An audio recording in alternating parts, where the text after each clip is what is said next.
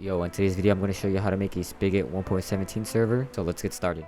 So the first thing you want to do, you want to head into the description, which takes you to this getbucket.org website. And here you'll see 1.17 version. You want to click on download. Click download again, and you should get this. Next, you want to go right click on your desktop, click new folder.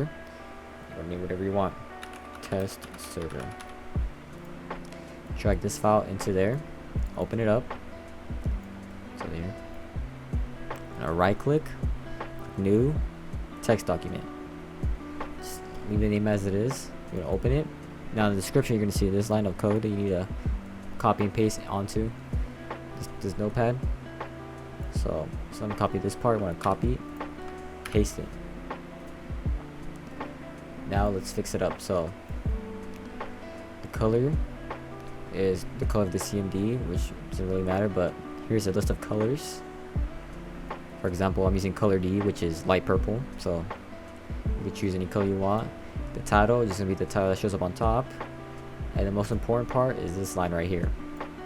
So these numbers right here are actually the amount of RAM you want your server to run at. So for example, here we got 1 gigabyte, 2 gigabytes, 4, 6, and 8. So I'm currently running 6 gigabytes, so if you want to use, I don't know, 4 gigabytes, you change this number to 4096. And also, if you downloaded, if you just downloaded 1.17 Spigot, you really want to have to change this. But let's say it's changed. Oh,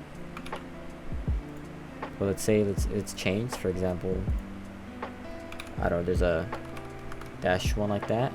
You will have to put -1 on here also, or else it won't start up. Now after you do that, you want to click save. And save it. You want to right click on the text document. You want to click rename. Control A. Now you want to rename this to start.bat. Enter.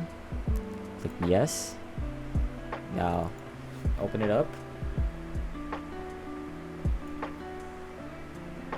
Then you should get this message saying you need to agree to the EULA.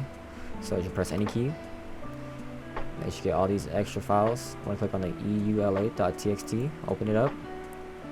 Change false to true. Save it. Clicking Control S. Now open it back up.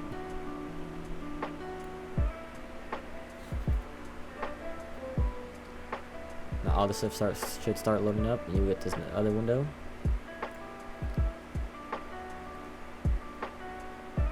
Now we just need to wait until the server starts. Now once it's done, your server's up, so let's go join it. Okay, now once you're in Minecraft, we'll click on multiplayer. You can add a server. Just call this my SMP. Now for the server address, if you have not port forwarded it yet, well actually, for you to join your own server, all you need to type is local host. Click done. But if you port forward your friends, for them to join, they will have to put your IP address, your public IP address. So if you don't know how to port forward any of that stuff, I have another video which I'll link in the description. So go watch that video to learn how to port forward your Minecraft server. But let's click done. See, the server pops up right here. My Minecraft server. Click join server, and we're in. Let me just get myself op real quick. Also, to give yourself op, all you need to do is type op and then your name. vsweats. Bam, you need vsweats as server operator. Bam, now you have op. So now you can just go into creative, explore around. Now to show this is 1.17 spectator mode. As you can see the caves over here. The crystals. Now this is a Spigot server, so that means you can add plugins.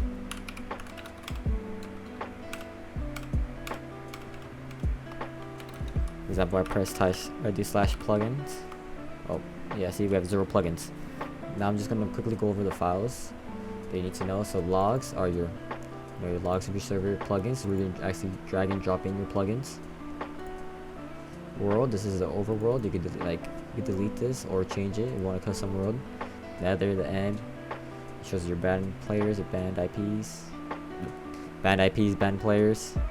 This doesn't really matter. You have to worry about this. Worry about all of this. Ops shows you ops,